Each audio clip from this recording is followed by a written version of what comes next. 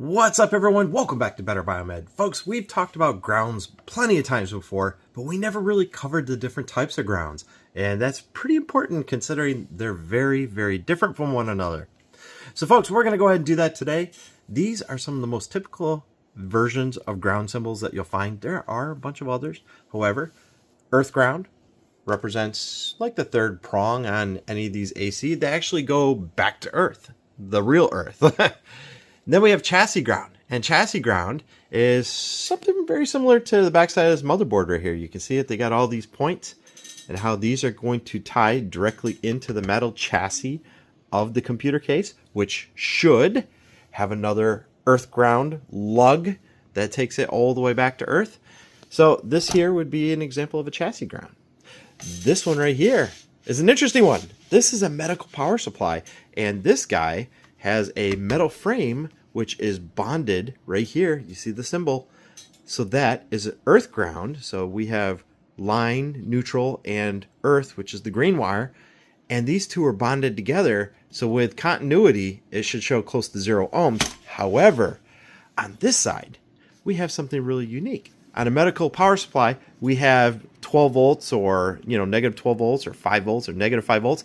And then we got 0 volts.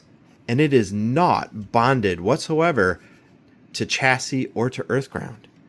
It's floating. And we can call that isolated, or some people might call that signal ground, which might be this guy right here.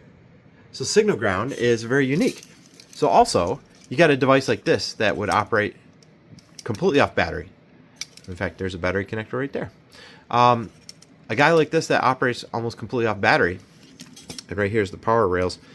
This guy is probably going to have an isolated ground because obviously it's a battery. It doesn't connect to earth.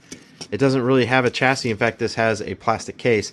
So this one here, you might see a symbol like that, or it might say chassis ground, but the chassis ground isn't necessarily bonded to earth ground. It could just be floating. So all the boards are kind of connected together as a common ground. There we go. There's another common term. A common ground is like a ground plane on a circuit board, and we just call it ground. However, it is a common ground because multiple chips and multiple boards will share the same ground. That way they can talk to each other.